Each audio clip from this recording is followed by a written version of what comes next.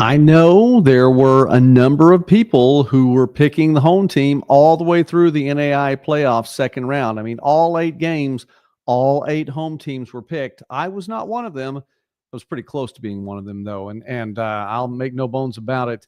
I want to talk about the picks a little bit later on. I picked 1 road team and 7 home teams.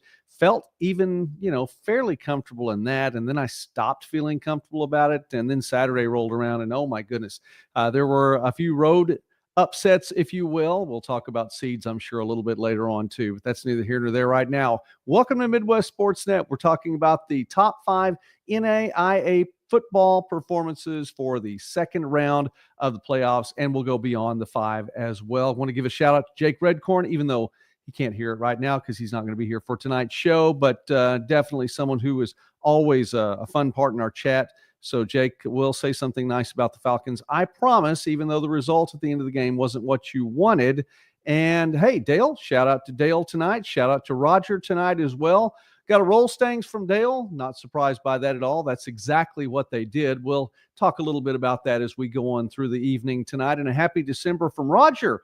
Roger, I did not get a skin this week in the playoff predictions, not by a long shot, but I do at least want to talk about that.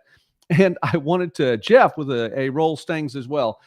They did, in fact, roll. I do want to talk about a couple of things really quickly as we get on into the games from Saturday and take just a really, really, really brief look at the games for next weekend as well, because we have the matchups in front of us. Shout out Dave tonight as well. I'm telling you what, folks, the Stangs did. That's all I can say is they rolled, and they absolutely did well on a team that I've definitely been a fan of. I've enjoyed watching Mid-American Nazarene this year, but my goodness, what Morningside did was pretty impressive, and in the snow, no less. If you can see what went from there.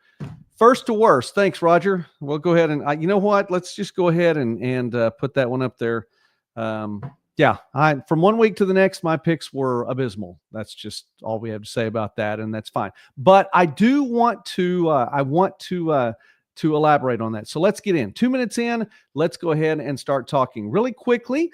I personally wanted to give a shout out to the folks down at Texas Wesleyan's, where I happen to be this Saturday for the Midwest Sports Saturday show. We did our live show down there. I've been calling this for a long time. I've been calling it a low budget game day. And I think I'm going to stop calling it that. Not that our budget has increased dramatically to go anywhere and do anything like that, but I think it takes away a little bit from what we're doing. And I want it to be something that's special for the folks down there. I don't want anyone to think, hey, we're just low budget. No. It's important that we get to visit places and we get to go and have fun. I had the privilege to get to visit with the athletic director from Texas Wesleyan when I was down at Crowley ISD, the football stadium down there, which is where Texas Wesleyan hosts their football games, about 20 minutes from the campus there of Texas Wesleyan. It's the second time in 3 Saturdays I've had a chance to be at something that Texas Wesleyan was hosting from the standpoint of postseason athletics in volleyball and then football last week. And it was fantastic. Absolutely was great. It was a beautiful day. And now I realize that that Michael Brooks and the folks down there at Kaiser had maybe an even warmer day, but I have to tell you, it was very, very nice. Now, when the sun went behind those west bleachers and I was down on the sidelines walking around, and Jolie was with me, one of my daughters. My youngest daughter was with me as a production assistant. We're walking around in the shade a little bit. I have to tell you, that 55-degree weather got a little bit cooler without the sun shining on you, but it was a beautiful day. Also had a chance to meet a couple of people face-to-face who watch the channel, and I can't tell you what a privilege that is. So shout out to Kyle. Kyle Rogers, thank you very much for being stopping me and saying hi. I appreciated that. And it was a privilege to get to visit with you briefly. And what I just can't say enough about, just the fact that people watch the channel, and I'm very grateful. And to Randy Stoner, had a chance to meet him. We shared opinions about the game in the second half as I was walking back and forth on the sidelines, getting some footage and covering the game. We get to talk a little bit up there. So Randy, if you get a chance to watch this, shout out to you as well. I'm very, very thankful to get to meet you, and I appreciate your support. So we're going to get that first to worst off there. That was up there for long enough. One other thing too, before we get into the games, was the fact that I was just very impressed with how the Benedictine crowd traveled. I did not, and I apologize. It's 9 or 10 hours, something like that, from Atchison, Kansas, down to the Fort Worth area. Of course, the game at Crowley ISD, but it's the southern portion of the Fort Worth part of the Dallas-Fort Worth Metroplex. Now, if you're familiar with Texas and Central Texas, right there, North Central Texas, where DFW is, and I've grown up and I've lived in this area pretty much all my life. So I travel through Dallas, go through Arlington. I'll skip through some of the stuff occasionally when I take the 121 there at McKinney. But I went through Dallas this time, and Jolie and I were looking at some other things and just thinking about that trip. Ravens fans, you traveled well, you supported your team well, and give a really big shout out to them. Texas Wesleyan fans were out. They were on hand as well, and it was a fantastic setting for a playoff game, which was the first NAIA football playoff game for Texas Wesleyan since they've reinstated the program. It was well-deserved. They hosted well. Everything about it was top-notch. Everything about it was first class. And the game on the field was good as well. So shout out to all of them. I'll tell you a little bit more about that game as we get to it. Let's go then first to talking about our Beyond the Five. There are 8 games. We can run through them quickly and get to our top 5 performances. Kaiser definitely did what Kaiser does, and that was take care of business. 56-21 over Pikeville. Kaiser led by Shea Spencer, and what a great job he's done. You know, he was there a couple of years ago and out for injury, coming back and doing his part to lead the team. Spencer, 16 for 24 passing, 259 yards, 2 passing touchdowns, no interceptions. And Spencer also had a rushing touchdown, 2 carries for 43 yards. 2 carries for 43 yards from the quarterback. I've seen that a couple times in Division I in the last 2 or 3 weeks, but to see that also from Spencer, fantastic job. And then, of course, the main person in the backfield in 2024 has been, it's one of those things. I was going to build up to you, Andrew Burnett. It's Andrew Burnett, 19 carries, 136 yards, 1 rushing touchdown on the day. He took care of business, and scrambled eggs. They're letting us know that go Burnett. Well, go Burnett. Shout out to you, Scram. He was not alone. I mean, Meisinger got some time in there. It was nice to see him back getting some time in the last couple of games. Miller did a great job as well.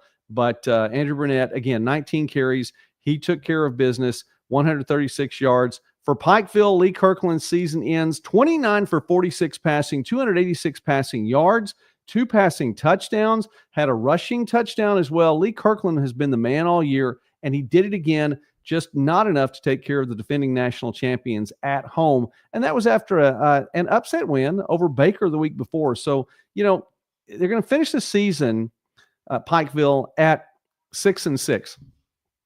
But not a wasted season in any way, shape, or form. You make it to the second round of the playoffs, not through a bye. You had to earn your way through with a first-round win as well. Not that the byes weren't earned. Please, nobody take that out of context. But fantastic job. Shout out to Pikeville for getting it done. Amon Williams, 11 for 51 rushing yards, 7 catches for 67 yards receiving. His lone touchdown of the day was a receiving touchdown. So, but again, Kaiser is the number 1 team in the country for a reason. They're defending national champions. They've just continued to roll through this year, and they will be able to host again this week. We'll talk about that as we go on. The lone game I picked that was not a home game this week was Friends at Grandview. And folks, I got pretty close. Realistically, I got pretty close. So I just want to give you a heads up on that one. That was my one pick outside of the home games. Okay, I almost bought into it. Let me pause there for a second because I want to give Friends and Grandview their due right here.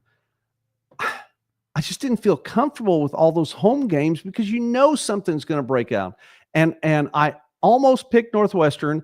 And so if you ever see Henchman 21 in the chat here, of course, I see him on Discord regularly. He sold me on Montana Tech. So I'm throwing you under the bus, Henchman 21. You sold me on Montana Tech at home. I was going to go away from it and pick Northwestern. I didn't do it. Didn't go with my gut. I'm going with my gut this week. Not that I'm necessarily going to pick Northwestern this week. I'm just saying I'm going with my gut. I'm not going to buy into all the hype, although it was a very close game. And the other one was up there as well. I mean, I had two that I was just here or there on. Almost picked Georgetown on the road against St. Thomas and didn't do that one. But it's my fault. I picked who I picked. So there we go. Friends 17, Grandview 21. And I read it that way because it was Grandview coming back at the end and overcoming what Friends did in the first half. You say so much, and I know I do. I talk about Friends and the offense that they run, Coach Terry Harrison and that staff and that offense, and it's executed by very good players on the field, get it done. And it's just a tough offense to prepare for. And I say it again, you go back, I see Harding play. Usually I'll see Harding play once a year because that's the part of the country in which I live. I work closely with the Great American Conference in a number of sports with the Sports Network and broadcasting. Generally, I'll get a chance to see Harding at least once, sometimes more. Fantastic program. That is a tough offense to have just a week to prepare for because you just don't see it at the collegiate level all the time. Well, it's the same thing. I don't care if it's Division II NAIA. And Friends, Grandview had a week to prepare. Now, I would dare say that they had a little bit longer to prepare because you could put together at least two different scenarios. If you're Grandview, you're going to be playing either Friends or Ottawa, Arizona. Now, granted, two radically different styles, but you're going to see one or the other there. And so they had an extra week to at least get some things going, but it's still, that's tough unless you see it, a little more regularly. It's tough to prepare for that, number one. And number two, even if you're going against it with, scout team, it's not the same as those Friends players who run it all the time. So Friends gets out to a 17-7 lead at the half. Grandview made the adjustments, came back at the end, won the game at home in challenging weather. Did I mention I was in Texas enjoying the 60-degree weather for the playoff game I was at? That was fun. But challenging weather. Shout out to Friends. It's been a fantastic season. Grandview, they did what they could. I still say Jackson Waring has not been unleashed yet. So that one's going to be something that we talk about this week and in our picks later on. Grandview, a lot going on. The defense, we've talked about it for the last 2 years. It was tough, but held up to give Friends only 17 points on the board. And by the way, Friends was held to only 273 rushing yards on the day.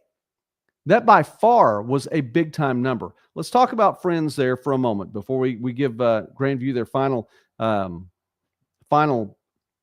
props. Friends, 5,351 rushing yards for the season. That is it was an NAIA record last year. We broke the news right here, by the way, on Midwest Sportsnet about that. And it continues to grow. 411.6 rushing yards per game. Let me say that again. 411.6 rushing yards per game. In 13 games, 5,351 yards. Another NAIA record that they said is this, 7.26 rushing yards or yards per rush. 7.26 yards per rush, a new NAIA record for a season. Just absolutely phenomenal. Grandview's John Argo did his part with 16 tackles when Grandview made the adjustments and took care of the Friends offense. Jackson Waring, 17 for 27, one of the best completion percentages of the day by a quarterback, 263 passing yards, 2 passing touchdowns on the day. He had no picks, had 16 carries for 23 yards rushing and a rushing touchdown as well. Jackson Waring, a big day, and Grandview goes on for the win. Southwestern held with Indiana Wesleyan for a little while, but it was just too much Wildcats. And at home, Indiana Wesleyan, Ryan Whitwell, 25 carries for 94 yards. He just pushed on through. The offense goes through him. He had 2 rushing touchdowns as well. And how about Clayton Mosier on defense? 16 tackles, 1.5 tackles for loss, and a pass breakup along the way. Now, Southwestern's Joey Marr said, I'll do you one better. I had 17 tackles, albeit in a loss, a forced fumble, and a pass breakup. But props to Mars on the day. Matthew Holthusen, 9 receptions for 175 yards and a receiving touchdown from the arm of Braden Howell. And how about Braden Howell? Not just yesterday, but on the season. Let's talk about his yesterday. 18 for 33 passing, 257 passing yards, 2 touchdowns, threw a pick as well. For the season, Braden Howell with 49 touchdowns that he was responsible for. He crossed the goal or threw it across the goal line. 42 passing touchdowns, 7 rushing touchdowns as well. 49 touchdowns. That's total offense, not the same as all-purpose yards, but total offense there, getting it done. Shout out to Braden Howell for a great season there. KCAC falls by the wayside in round 2, but props to the NAIA National Selection Committee for putting 2 KCAC Kessinger Division teams in there because they definitely deserved it. They won games in the opening round and really, I think, put up a big fight on the road in the next round against the number 2 and number 3 teams in the country, respectively. Dickinson State and Montana Western. This was pretty much, it was all Bulldogs all the time, as Montana Western opened and closed the game with a 17-point run. 17-0 to get things started. Now, I say get things started. Neither team scored until midway through the second quarter. So it was back and forth a little bit. Finally, the offense gets going. And when it did for Michael Palandri, it absolutely did. 28 for 39 passing, the best completion percentage on the day for any quarterback in the NAIA playoffs. 388 passing yards, threw 5 touchdown passes, had no picks, and also carried the ball 14 times for 37 yards. We've talked about it at the start of the season. We're talking about it here as the season is starting to wind down. Michael Palandri is the man, and he's absolutely continues to give us all the evidence that would say just that. Kobe Tanioka, 6 catches for 126 yards on the day and a receiving touchdown. Eli Norse, and we've shouted his praises a number of times, 11 catches on the day, 108 yards receiving, and a receiving touchdown too. It was Montana Western over Dickinson State, and what next year will be a conference matchup.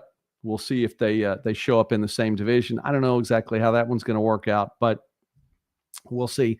But Montana Western moves on. So the top 4 teams, and at this point, I will say top 4 seeds because no reason to change them there. But the top 4 teams in the country all move on with home games. Then it starts to change just a little bit. Georgetown goes on the road. And we mentioned it just last weekend that Georgetown was going to leave on Wednesday. They got to take care of their Thanksgiving stuff on Thursday, I'm sure, and provide for the team. Well, I realize it becomes a little bit more of a financial challenge to do things like that, but it goes a long way toward getting your team ready. And congratulations, Coach Oliver and his team. They come away with a big win on the road. And they're going to have to go on the road again, but they come on the road and get it done, 27-21 at St. Thomas. Darius Neal, 20 carries for 156 yards on the ground, 2 rushing touchdowns, big day for Darius Neal. And how about Chad Holleran on defense? We've been hollering out his name a few times, 16 tackles on the day. And for St. Thomas, and we're going to mention it one more time here. We'll close it out, I think, another time. We'll see. We may talk about him later. 25 carries, 145 yards in the losing effort, 1 rushing touchdown. He finished his career with 5,710 rushing yards. And as we mentioned before, Georgia collegiate rushing yards leader all time. 5,710 yards. Shout out to him. Hey, Jenna, I know we've talked about Kaiser already. We talked about Andrew Burnett, but I'm going to put this one up here.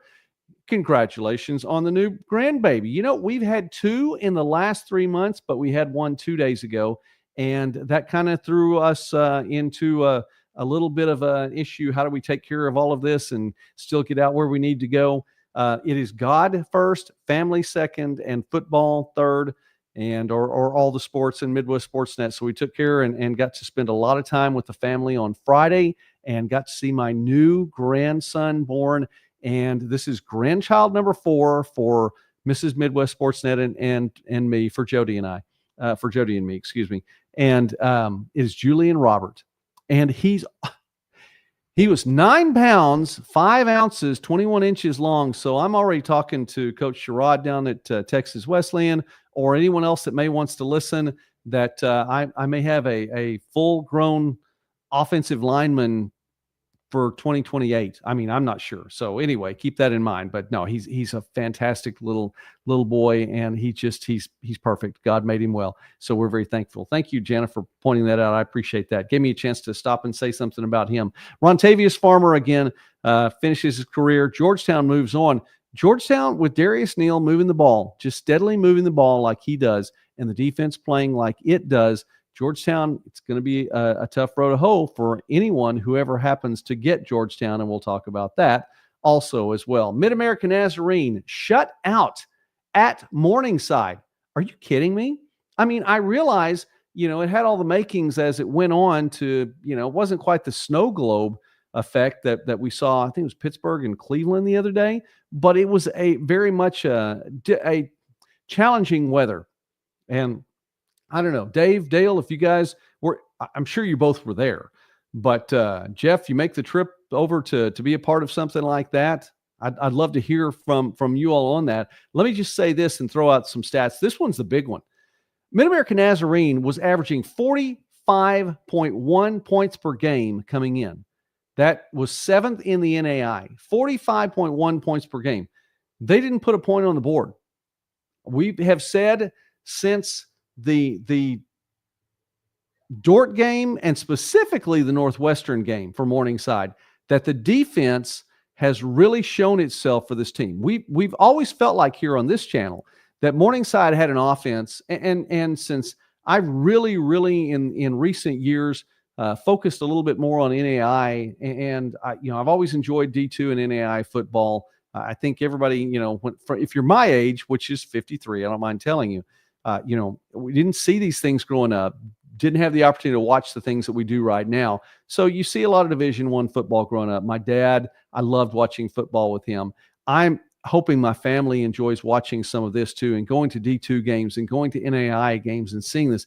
And in the time in recent years that, we've been focusing more on NAI right here, I would say that, Morningside and the offense, it's just, it's a given that Morningside under Coach Steve Ryan, they're going to recruit the people, get them in there, the right people, and get it done and execute on the field. The offense is going to be there.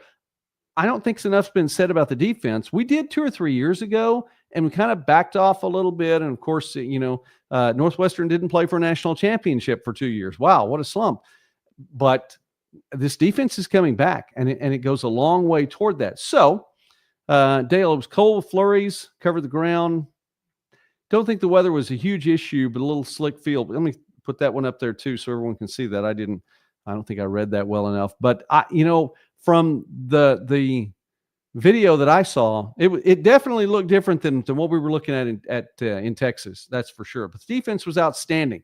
Ground game was awesome. Didn't have to sling it all over the field. And no, you didn't. Max Huff, 26 carries, 149 yards for Morningside on offense, and 3 rushing touchdowns as well. So you see that from a Morningside team with Zach Chevalier that, he's been doing what he's doing all year long.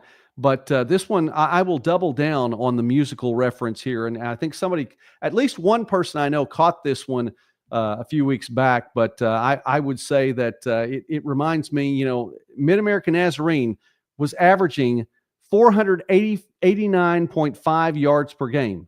They were held to just 287 yards on Saturday, slightly more than half. And that's one of those things that Mid-American Nazarene, they looked, and there was trouble right there in Sioux City. That's right. Trouble. That starts with T, and that rhymes with D, and that stands for defense there for Morningside. So I struggled with that one. But if you caught the reference, let me know in the chat too. I'd love to see if anyone catches that reference. But yeah, trouble right there in River City. The defense took care of business. On the offensive side, though, it was a balanced offense for Morningside. 207 yards rushing, 186 yards passing. I would drop Drew Sellen with 5 catches for 53 yards because I can read the room and I know my audience. Zach Norton, and again, I'm just happy to get to say his name again, 2 catches for 18 yards. So they're going to move on. And how about the defense? I posted a video that I was able to get down in the end zone at Texas Wesleyan of a fantastic interception that Sir Hill made. But I was reminded, was that as good as a 100-yard pick 6 interception for Morningside? I don't know. Dijon Walls, who's been one of our top 5 performers here on the channel already this season, 100-yard pick 6, taking it to the house. And that in and of itself, you want to talk about a defensive effort? Those points wound up proving to be enough in and of themselves for the win. If you're shutting things out and your defense gets a score like that, Adrian Parson, 20 for 39, just better than 50% completion on the day, 183 passing yards. no touchdowns and 2 interceptions. Definitely not the best game for Parsons, and he has put up ridiculous numbers in his career with Mid-American Nazarene, including a passing effort. He's the all-time leader. Did you realize, by the way, Adrian Parsons has the all-time single-game record for passing yards in a game? He did it as a freshman, which seems like about, 17 years ago at this point. But he definitely took care of business in his time there, and to be held to just 183 yards passing, no touchdowns, 2 pick sixes on the day, and Dale said it totally changed the game. There were some game-changing moments, and that's one of those that was a game-changing moment. So Morningside comes away with a 35-0 victory over Mid-American Nazarene. Do I need to stop? No. Remember, let's put a bookmark on Mid-American Nazarene, put a bookmark on Friends, and I would even go to say put a bookmark on Southwestern for just a moment. We'll come back to those teams as we wrap up our Beyond the Five and then get to our top 5 performers for the evening. 25 minutes in tonight. Thanks to everybody for stopping by. By the way, if you haven't already, please subscribe to the channel. Take the time to do that. It's not hard and it's free. So that would be great. It always helps us here. And I don't know what it does for us from the perspective of the algorithm. I'm not going to say I don't care, because I do, because we want to get the channel out there. But I don't know what the subs do. But it really does a lot for me and for me to smile, and I'll go back in. And I promise you, for all you all in the chat tonight, I'll go talk to Mrs. Midwest Sportsnet when we're done and say, hey, I got to visit with Dale tonight and Dave and whoever else is on there. Oh, and let me see. I'm getting this one. How about this, by the way? Dave.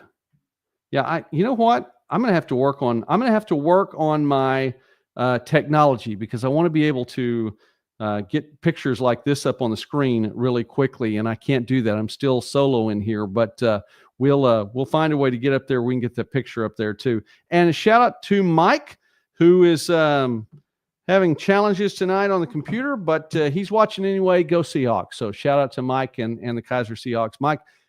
Michael Brooks, we've already talked about the Seahawks. We'll mention them again here in a moment. But if you have the chance, please do subscribe. That's always a neat thing. Here's one, and again, Henchman 21, you sold me on Montana Tech, and granted they played a great game at home, wasn't enough. Northwestern comes away with the big victory. Never underestimate the heart of a champion. And isn't that what Rudy Tomjanovich said back in, I think it was 1995, when the Houston Rockets were the 6th seed out of the Western Conference, and they took on the number 3 seed and beat them a number 2 seed and beat them a number 1 seed and beat them, and then went on to beat the number 1 seed overall from the Eastern Conference in the Orlando Magic. Yes, I do remember that year very, very well. It was also a year in which Michael Jackson wasn't with the Bulls that season. I get it. That's fine. But Houston got a 2nd ring in a row. And Rudy Tomjanovich said, never underestimate the heart of a champion. Well, never underestimate Northwestern. I believe I did, and I shouldn't have. I was going to pick the Red Raiders in this one. Eli Stater with the 51-yard game-winning field goal as time expired. This one it had its moments for both teams, but it was a hard-fought game. Connor McQuillan, how about what he did? 20 carries, 166 yards rushing, 1 rushing touchdown. He had 3 catches for 34 yards and a receiving touchdown as well. For Montana Tech, talk about the defense that Northwestern put up here.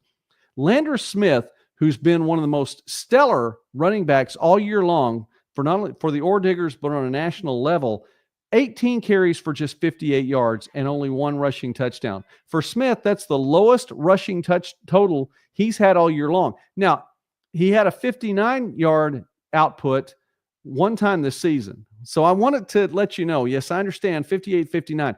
They pulled him in that game. That was a game against Simpson. He carried the ball 7 times. That was plenty. Everybody got to play in that game. Oh, and by the way, the Ore Diggers beat Simpson 97-0 in that game. So you're not going to risk Landers Smith getting hurt in a game like that. But it was his lowest rushing touchdown or lowest rushing total on the year. 58 yards on the ground. They expect more than that. They expected to get more than what they did from him. Props to the Red Raiders on defense. Blake Thielen, 13 for 29, less than 50% passing completion on the day. 271 passing yards, had 2 touchdowns thrown, but also had 2 interceptions as well. So it was a day in which Northwestern's defense, and again, Shout out to that defense. The GPAC is representing when they talk about bringing that defense out there on the field. They've done it. Northwestern has already pitched a 3-0 shutout this year. You'd think it was a baseball score as to what they did to a top 10 team in Dort. And so Northwestern comes away with the victory there. Wyatt Alexander for Montana Tech, 3 catches for 116 yards, really the high point of the day, and where, I'd say where 40% of Blake Thielen's passing yards came from were on 3 receptions. So Northwestern moves on. Long road trip to Montana Tech. Northwestern's going to have to go on the road again this week, but it won't be as far a drive to get across the state of Iowa. Benedictine 42, Texas Wesleyan 33. This was the game that Midwest Sports Saturday originated from this past weekend. Again, fun to do a live show. Absolutely had a great time speaking with the athletic director and Ricky Dotson. I want to give a shout out to James McBride, the sports information director there as well. They put on a fantastic show. They really did. It was well done. Props to them for representing not only Texas Wesleyan well, the Sooner Athletic Conference well, the NAIA well on all counts. It was a great day, great facility. And if you like great football, well, you got to see it for most of the game. There were high points, a couple of low points. Texas Wesleyan up 24-14 at the half. The 2 teams put 3 touchdowns on the board with less than 4 minutes off the clock to get things going. You thought, man, we're in for a barn burner. And realistically, 75 points on the board, that's not a small number, but things slowed down a little bit. Texas Wesleyan on the day, 26 for 43 passing. Carson Rogers, a fantastic afternoon for him with 3 passing touchdowns, but he was picked off 4 times too. And so there were, 3 of them really good passes. One of them near the end, it hung there in the air for a little while. And this was one of those that Texas Wesleyan looked like they were just about to score. And that route was jumped, picked off. And 1 play later, it's a touchdown, 89 yards the other direction from Jackson Dooley. But a fantastic effort from Carson Rogers. He did his part. Again, 26 for 43 passing. He had a lot asked of him on the day, and he delivered in that tough defensive effort from Benedictine. By the way, Ernest Caesar, 18 carries for 33 yards rushing. Not the number you would expect it from Caesar on the day. He has had a stellar year as well.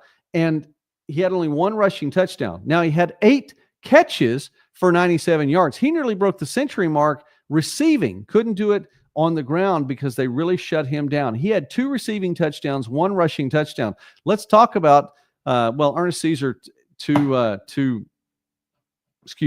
Carson Rogers to Ernest Caesar 7 times this year. 7 times, and this is one of the best running backs in all the country in NAI. We talked about the 49 touchdowns for which Braden Howell was responsible for. How about the 48 touchdowns that Ernest Caesar has put on the board this year? 40 on the ground, 40 rushing touchdowns, 7 receiving touchdowns, 1 passing touchdown too. This game really, from my perspective, it changed in the 3rd quarter. Texas Wesleyan, again, up 24-14, got the stop on defense. And it was a punting situation. Jason Price back deep to receive. And the ball goes down, it bounces a couple times, and the decisions that have to be made, I've always heard stay away from it. He chose at the last moment to try to grab it and keep it from, going within the 5-yard line. And once he did, that Benedictine coverage unit was just on him, ripped him away from the ball, and it was pounced on. The Ravens get it at that point, go in for the score. They're down 24-21. Another score quickly after that, up 28-24. Another score quickly after that, up 35-24. And just it was all over. It really changed at that point in time. So Jackson Dooley, 15 for 30, 344 yards passing, and 3 passing touchdowns, 2 interceptions. He had 4 carries for 17 yards and a rushing touchdown. Dalton Witherspoon, 19 carries for 102 yards rushing, 2 rushing touchdowns. And Jacob Gathright, 6 catches for 171 yards receiving and 2 receiving touchdowns on a day. So let's go ahead then and let's move over, get the graphic out here if I can, really, really quickly. I'm talking about our top 5 here, and we want to bring up the top 5. And hey, there's Michael in on the chat. Glad to see you there. Appreciate that. We'll throw your name up there really quickly, and Well, thanks. Doing a great job. I appreciate it, man.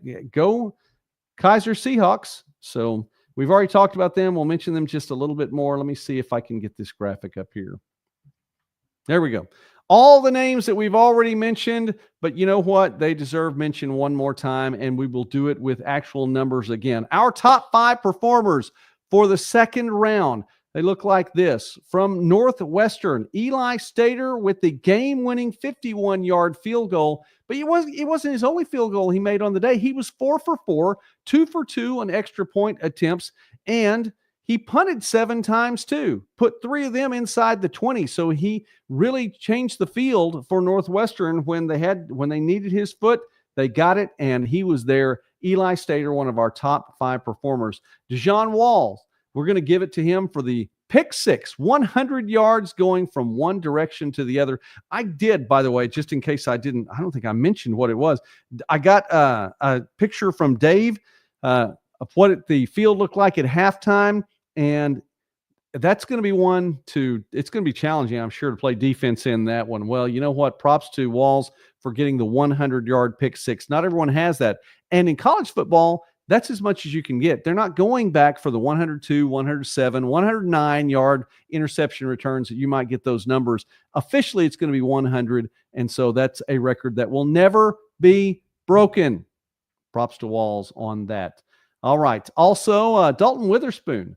For Benedictine, Dalton Witherspoon, 19 carries, 102 rushing yards, 2 rushing touchdowns on the day. He really carried the load for Benedictine. It was one of those, again, I got to watch up close and personally, and Witherspoon with a fantastic effort for Benedictine, and the Ravens are moving on. How about the effort from Shea Spencer? I know a good ground attack from Burnett, and I do wanted to mention him again. Shout out to him. Shea Spencer, 16 for 24, 67% completion on the day, 259 passing yards, 2 passing touchdowns, no picks. He had 2 carries for 43 yards. Again, fantastic effort. 2 big runs for 43 yards. One of those was a rushing touchdown. Shea, as Michael says, Shea was awesome yesterday. Shea's been awesome, I think, all year long, and he just showed out again yesterday. And finally, and we cannot miss this one, Montana Western. When we had the forum back in August, and it was one of the last broadcasts I did before the whole health issue. And again, I'm thankful to be sitting here right now. I can't say it enough. I thank God. I praise God every day to have the opportunity to get to visit with you all and get to just chat with you all and talk football and other sports too, but football right now. I just wanted to again say, praise God. Thank you, God, for letting me get to do this. That forum episode right before that at the first part of August, I picked Montana Western. I had them as my pick to win the Frontier Conference and maybe to make a run. And you know what? In their first opportunity, they took care of business, 41-14, Michael Palandri. Best passing percentage on the day, just shy of 75%, 28 for 39 passing, 5 passing touchdowns, this many interceptions on the day against a tough Dickinson State defense, 14 carries for 37 yards. Palandri did all that Coach Norris asked him to do and maybe then some, and shout out to him. So our top 5 performers on the weekend, Eli Stater, Deshaun Walls, Dalton Witherspoon, Shea Spencer, and Michael Palandri. So we'll throw up a couple more graphics here. Let's start with this one. On the road, the Georgetown College Tigers go on the road. And as I mentioned that, I want to talk about just something briefly. I won't throw it into oblivion, but you know what? It gives me an opportunity to give out one of these again. I'm reminded of seeds. And we do have, I guess, 4 seeds at least, but it's the last time I'm going to mention seeds in this broadcast because the seeds have just become numbers. We have matchups, we have pairings. They're there for convenience, and they're there for financial issues. And props to the committee for taking care and trying to do the best thing financially for the NAIA and for these individual universities. But the seeds are like that. You know, it's just kind of one of those things. You remember, it's like whose line is it anyway? You remember Drew Carey used to come out at the opening of Whose Line Is It Anyway, and he would say something along the lines of the fact that this is Whose Line Is It Anyway, where everything is made up and the points don't matter. That's right, the points don't matter. Just like one team getting angry at their opponents who just won the game going out and planting the flag in the middle of the field when you didn't do enough to get the victory in 60 minutes of game time. Your anger at this point in time just doesn't matter. But let's go on to this game. Georgetown and Kaiser, I think, and we'll talk about it later on Thursday. We'll break it down a little bit more, give some numbers up there with it.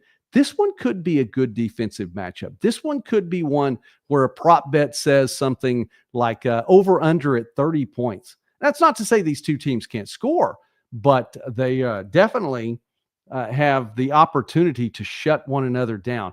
I think the fact that Kaiser playing at home again is a benefit. Now, that's not to say that Georgetown doesn't know how to handle these road games. Obviously, they do. Obviously, the trip to St. Thomas last week showed that the Tigers know how to handle these road games. But playing at home is going to make a difference, and it's back-to-back road games, no less, for Georgetown heading down to South Florida this week. So, Michael, it is. It's going to be a great game. I'm looking forward to it. Dale, let me put this one up here in case anyone's seen this. I did not look today and really hadn't thought about it yet, so I was going to think about that a little bit later on. I haven't seen if the game times are up there. I would imagine, Dale, and this is where I look for game times lots of times on the individual schedules. That's where I found out about when Texas Wesleyan was going to play. It was just going on the individual schedules. I haven't seen it from the NAIA website. That's not to say it's not up there. I'm just saying that I haven't seen it. Michael says it's going to be 76 degrees at West Palm Beach. Well, I'm really happy for you. I don't think the rest of us are going to see that, but that should be a great game and a good opportunity for the game. So we'll talk about our picks later on. I'm going to pick with my gut from here on out. I'm not taking any chances on home team. Now, if they happen to all be home teams that I pick, that's fine. But there we go. Grandview hosting Northwestern. So Northwestern travels again, but not as far there. So Kaiser playing at 1 p.m. and I'm assuming Eastern out there. So Kaiser playing at 1 p.m. Eastern on Saturday. Grandview, this is a team, last year their defense was stellar until the playoffs, struggled a little bit in the playoffs. I think the defense made the adjustments that it needed to make in the second half to take on Friends, and you have a week to prepare there for Northwestern. This is a playoff matchup that these two teams squared off a few years back deep in the playoffs. And so this one should be fun and should be well attended. So, and are they going to play? I'm going to ask this if anyone knows. I'm guessing they're going to play this one at MediaCom again. So I'd love to hear if that one is going to be there. This one should be a lot of fun and a well-played game. This one, again, two strong defenses.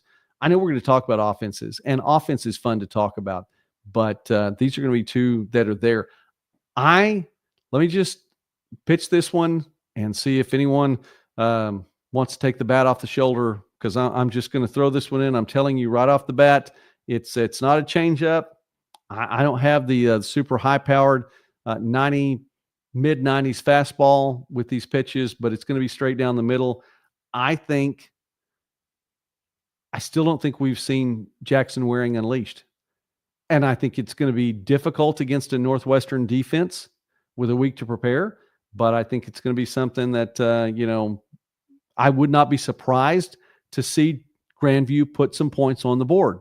So just something to consider right there. That is another matchup, number 2 versus another number out beside a name that really doesn't matter anymore, because the matchups are for convenience and financial purposes, and we get it. So that's there, but it's the championship series.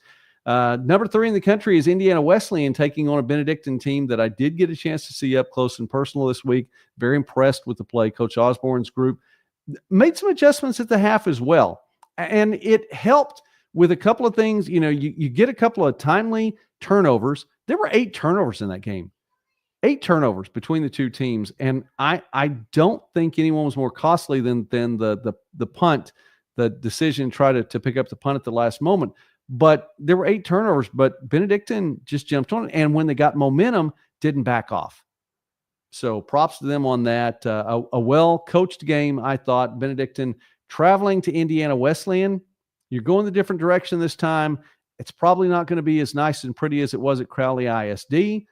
Even so, you're going to take on a team in Indiana Wesleyan that can produce offensively, can produce defensively. Really, I felt like has been even stronger on defense in the last 2 years. we'll see how that one works out. We'll talk about that matchup on Thursday. And then finally, Roll Stangs are going to roll to Dillon. Wow. So that one could be a lot of fun out there. And I don't know if anyone's going to make that trip, but this one has a lot of earmarks to it could be a high scoring game, or it could be one of those where, one team gets the upper hand early and the other team may or may not just be able to keep up. I would not be at all surprised, just my initial thoughts on this game, to see a couple of offenses that took off and were able to play well. And you've got two quarterbacks that throw the ball well. You have two receiving cores that are able to make fantastic catches. And you have a couple of defenses that can stand up when they're asked to do so. Neither team is afraid of the cold weather. And so I'm not surprised, or no one should be surprised if it's cold in Dillon, Montana in the first weekend of December. So keep that one in mind. Road trip. Dale, road trip. That sounds like a lot of fun. I look forward to seeing it. But by Thursday night, I'll have it looked up, and I'd love to hear what kind of travel miles you put up on that one. That one could be a lot of fun. And from what I've always heard, Montana is beautiful. So that's fine. Oklahoma has its ups and downs. I think every state has some beauty to it. I really do. God made a great country in here, and I'm very thankful for that. But I've heard there are parts of Montana that are just absolutely stunning. But you're there for the football game, Dale, I know. So go enjoy that and watch that. We're going to talk about all this and more on Thursday night. And I think I hit all the points that I needed to hit here. Again, shout out to Kyle and Durante, meeting them at Texas Wesleyan. So that is, I appreciate that. If I ever have a chance, I look forward to the chance to get to meet some of you all. One of these days, I think that'd be something that's really cool, is just get to have a meetup somewhere. I think that, as much as there's so many of you all from different parts of the country, I don't know where. Dallas is good for me, but it may have to be like Sioux City or something like that in one of these women's basketball tournaments or volleyball tournaments or something, and get a chance to see you all there. But all right, Grandview Northwestern at MediaCom there in Des Moines. Pretty sure noon, and that would be a central time there. So keep that in mind. So thank you, the FW41, for getting that out there. I was just curious. I would imagine if you're able to do that and you have the opportunity to have it in a place like that, then go for it for the rest of the playoffs. So there we go. And there we go. Back there next week for Grandview at the end. All right. That's what it was. Lisa, sorry about Friends, but we did give the Friends shout out. So I want to make sure that Jake knew that we promoted the Falcons as well as we can. All right. As always, it is a privilege to get to visit with you all.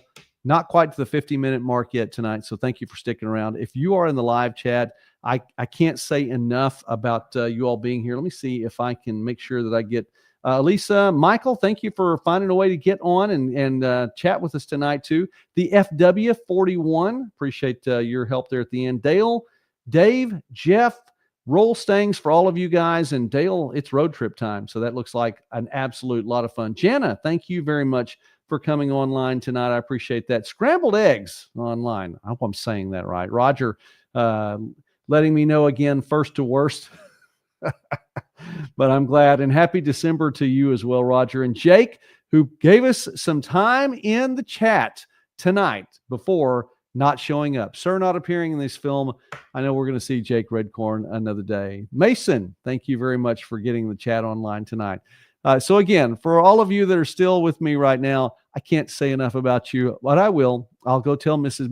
Midwest Sportsnet how much fun I had talking to you all tonight, and I appreciate that. Hope to have an interview or two before Thursday night when we get to go on live again, and we'll just see who's able to come on here and be with me on the summit. If you're watching the recorded version of this and you're getting the video on demand, the VOD, if you will, and you're still watching 49 minutes in, you're an amazing trooper, and I really appreciate you as well. So again, shout out to Kyle, Randy, to all of you all tonight, and everyone else. Let's think about it a little bit, and we'll come up with some picks on Thursday night. I know what some of y'all's picks already are. It's not going to surprise me. That's okay.